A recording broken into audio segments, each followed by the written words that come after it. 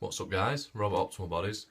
We're going to do a question and answer video today. We haven't done one in a while. So I put a post out on Facebook, got a couple of responses, a few people private messaged me, which is fair enough, so we'll keep it anonymous, but I've narrowed it down to the top 3 questions that I think are applicable and people can learn a lot from. Obviously got loads saying how do I lose fat, how do I get muscle.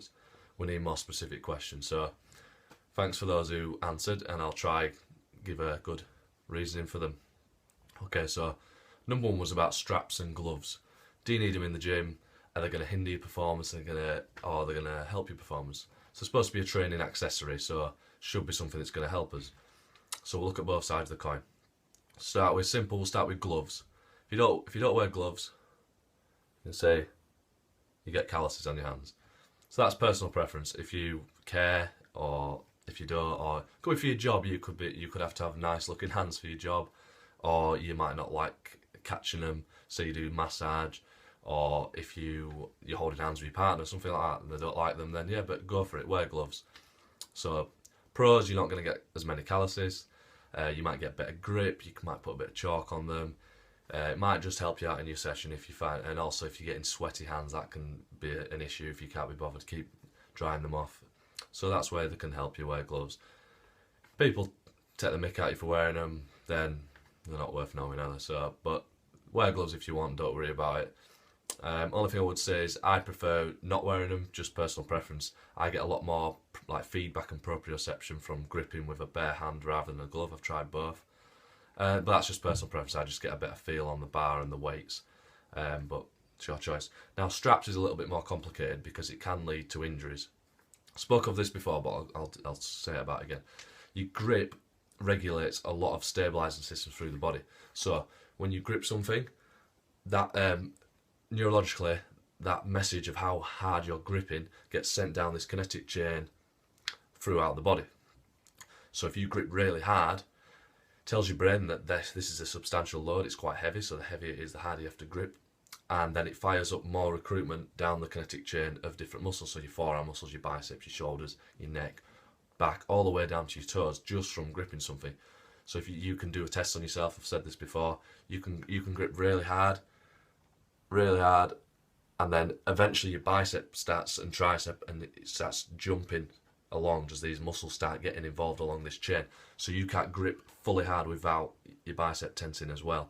Just have an experiment at home and just slowly grip and then slowly build it up and see what happens. Now, so there's a reason for this. These muscles are stabilising muscles that need to help control this weight. Otherwise, if you've got heavy weight hanging from your body, you might be doing a deadlift, and you've got straps on, you don't have to grip it as hard. So essentially you're cheating the system. You're not telling your brain how heavy this weight actually is. It might be 40, 50 kilograms lighter than it actually should be. That means that your brain says, oh, okay, we don't have to fire up these stabilising muscles as much. The weight isn't as heavy as it actually is. So it's perceived as lighter. So these stabilising muscles get turned off essentially, or just not as much. They're not as excited. So you haven't got that system in place. So this could lead chance to injury. Joints can get sheared out of place. So they can move excessively. So the joint capsule around the joints, which is like a fibrous connective tissue, your ligaments as well, they can be put under vulnerable strain. So the joint may move too much if the muscles aren't keeping it compressed and tight. For example, your rotator cuff. So if you're doing heavy pull-ups with your straps on, and on the way down you might be bouncing down because you're not gripping it as hard, that can yank on the shoulder. At worst, you might dislocate it. So you need these stabilising muscles to be working. It's what they're there for. So if you're not gripping as hard, they're not going to be fired up. And if you're not gripping as hard, but say you're doing a pull-up, your lats and your biceps are big prime movers, they're getting stronger, but if you're not gripping that hard, your tiny rotator cuff muscles, any stabilising muscles, even your core, that's getting turned down. So your prime movers are getting stronger, but your stabilisers are getting weaker. And this can extrapolate and carry over into real life. So you could just be pulling something from a shelf or something, and your body remembers this pattern of having strong lats, but the rotator cuff doesn't fire up, and you start getting joint pain, the capsule gets loose, and then these stabilised muscles have to work really hard, and this is when you get these trigger points, these niggling pains in the front of the shoulder, might be at the back or the side, for an example. So I'd say don't use straps throughout most of your workout, especially for any sort of pushing movement or anything like that. You don't need them for that. it's going to be a back sort of pulling workout that you might use them. I would only use them, if you really want to, towards the end of your workout when the power of your lats or your biceps or any like lower traps, rhomboids, the power of those exceed the power of your grip. So if you can't hold on to it, bang the straps on, maybe for the last couple of sets of that workout, and that means you can take the lats and your back and biceps to true failure, rather than your grip giving out first. But I wouldn't use them all the time because you get that pattern overload of relying on too much, and your grip and your stabilizer are just going to down regulate. So that's a long-winded way of saying it, but I like to give good explanations. So it's basically up to you. I don't use them, and I want to get my forearms bigger anyway, so I try let those go to failure and be that's going to signify the end of my workout, rather than getting my back to full failure as I want my forearms to catch up. So it's personal preference, but if you are getting niggle injuries and things, that could be what's causing them. So stop using them, see what happens. Okay, best supplements for mass. That was a good question. Thanks for that. Really, like, you want to be in a calorie surplus. You're eating more than your body's burning to gain weight. That's the simple way of looking at it. Obviously, we don't want to gain too much body fat, so that's going to be personal preference and your macronutrient breakdown and watching how your body responds. But just as a general answer, I'd say for convenience, yeah, maybe get protein shakes or weight gainers, things like that for post-workout, getting some calories in.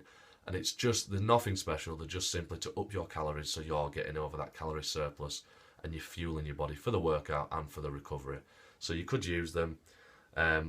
Creatine, that's a really good one. It's really cheap. Monohydrate's all you need. It's shown to be really safe unless you've got kidney problems already, but it's not shown to be detrimental in high amounts.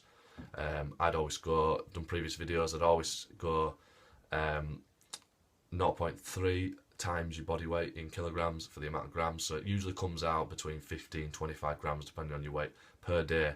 So that loading phase is where you get most benefits. I'd keep that amount throughout. And if you go back to my previous videos on creatine, I'll tell you why.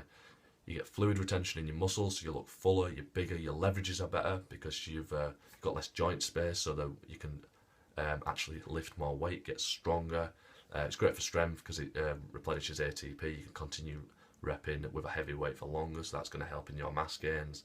And it also down-regulates myostatin, which is the limiting factor of muscle gain, so it stops your muscles getting too big, which if you can down-regulate that, why not?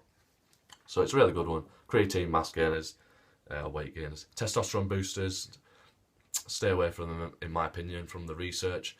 They do show raising testosterone, but at the end of these studies, the two groups, one who took them and one who didn't, they still get the same amount of muscle grown. So even though it raises them testosterone, it doesn't seem to be a significant amount to provide more muscle tissue accumulation.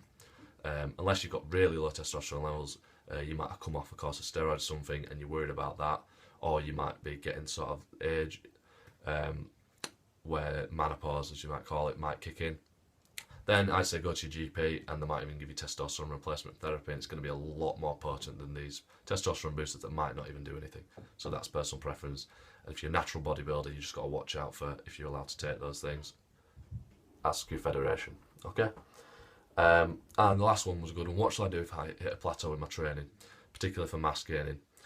Number one, simple, take 1 to 2 weeks off training. Might sound counterintuitive, but I've done a full video on this. It can actually make your muscles more sensitive to damage again.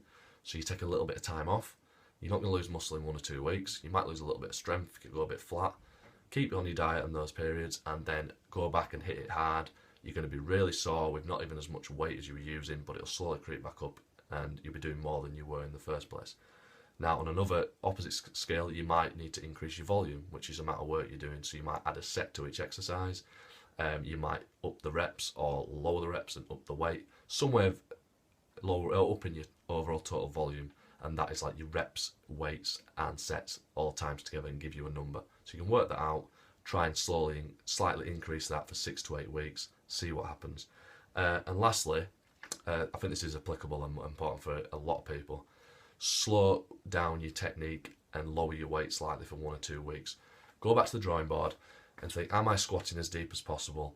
Have I slowly crept up the weight and then my depth of my squat has slowly gone up with it? I'm not going as low, I'm not doing full range. So go back to the drawing board, lower the weight slightly, do full range, slow, 2 or 3 seconds on the way down, powerful on the way up, squeeze at the top, and I guarantee you that your strength will start going up and you'll start getting a lot sorer. You'll start keeping tension on the target muscle for longer, and you'll do full range. As the muscle's stretched in its weaker position, that's when the damage is occurring, and you're contracting, you're spending a lot more time under tension, and that's where muscle growth occurs. Tension, mechanical damage, and you're getting a lot more metabolic stress from doing that, so you get really sore. So thanks for the question, guys. Fire away anymore, and if I get enough, I'll make another video. This is Rob, sponsored by Optimal Bodies, providing diet plans, one-to-one personal training, and manual therapy, sports therapy for any injuries. So if you want to drop us a message, tell us about it, and we can see what we can do for you. Thanks for listening, guys. Have a good day. Cheers.